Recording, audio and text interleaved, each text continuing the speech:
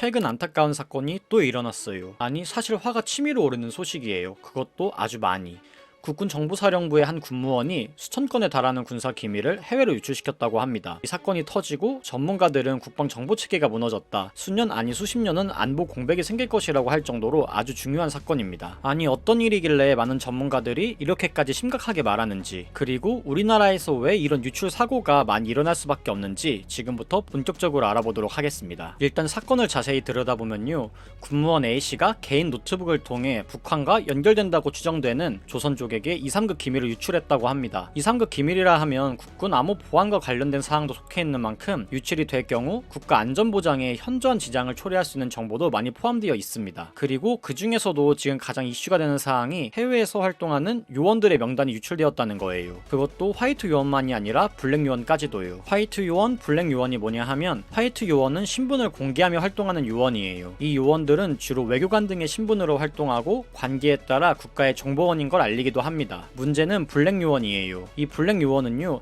신분을 위장해 활동하는 요원입니다. 이들은 옆집의 세탁소 사장님, 일반 회사원, 국가 공무원, 요직 등 다양한 방면에서 신분을 위장하면서 활동을 하고 있습니다. 그러다 보니 이 블랙 요원으로부터 정말 고급진 양질의 정보를 얻을 수 있어요. 물론 그만큼 위험도도 상당히 높습니다. 영화에서 보면 타국에서 신분을 속이고 첩보 활동을 하는 스파이들이 있잖아요. 이분들이 주로 블랙 요원에 속한다고 보시면 돼요. 영화를 보면 첩보 활동을 하다 걸릴 경우 사살되거나 사형을 당하기도 하잖아요. 이게 실제로도 그렇습니다. 다만 영화와 다른 점이 있다면, 영화는 주인공을 기려주고 시청자들이 알아주지만 이 블랙 요원들은 아무도 알아주지 않아요. 사실 이분들이 있었는지도 우리들은 알지 못하죠. 그만큼 국가를 위해서, 애국이라는 가치 하나를 위해서 모든 걸 걸고 헌신하시는 분들이에요.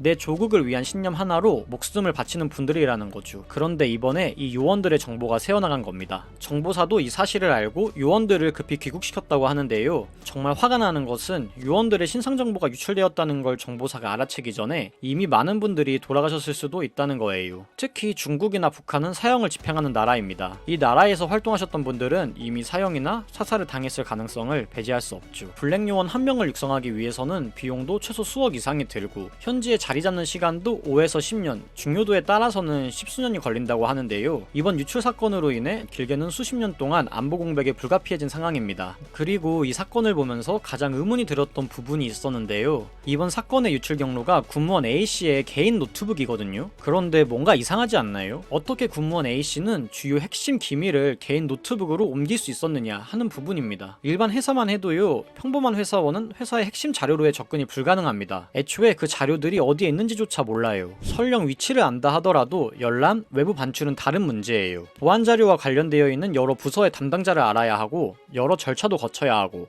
허가도 받아야 합니다. 그리고 중요한 기밀은 외부 반출 자체가 안 됩니다. 이 말은 즉 개인 단독 행동으로 유출시킨 게 아닐 수도 있다는 거예요.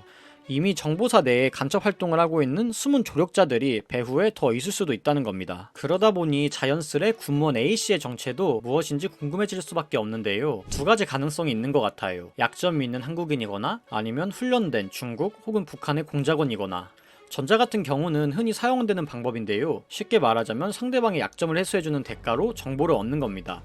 예를 들자면 이런 거예요. A씨가 있다고 치고 이 사람의 월급을 400만원이라고 가정을 해볼게요. 근데 빚이 이미 10억, 20억 이렇게 있는 거예요. 주로 이런 사람들을 대상으로 접촉을 하기 시작합니다. 가장 약한 부분을 파고들어 정보를 빼내오는 겁니다. 근데 이런 경우면 차라리 다행일지 몰라요. 약점이 있는 사람들에 대해 조금 더 보안과 관리를 강화하면 되니까요. 문제는 후자입니다. 중국 혹은 북한이 장기적으로 심어놓은 공작원일 경우에요. 이 경우는 정말 생각하고 싶지도 않고 그럴 리 없다고 믿고 싶습니다. 만약 공작원이라면 이미 정보사, 아니 다른 기관까지 포함해서 내부의 어느 정보까지 침투했는지 감도 안 잡히는 상황이에요. 그리고 이번 사건을 두고 여론을 보면 군무원 A씨를 간첩으로 집어넣어야 되는 게 아니냐라고 하는데, 이게 사실 말처럼 쉽지 않습니다. 실제로 간첩으로 의심되는 사람들을 잡아도요, 본인을 간첩이라고 밝히지 않아요. 그런 사람은 없습니다. 법의 허점을 노려 말도 안 되는 변명을 하기도 하고, 인권단체의 도움을 받기도 하고요, 심지어 변호사까지 선임해서 수사에 혼란을 줍니다. 그래서 간첩 한 명을 잡는데 빼도 박도 못하는 결정적인 증거를 증거를 모은 이후 잡아야 하는데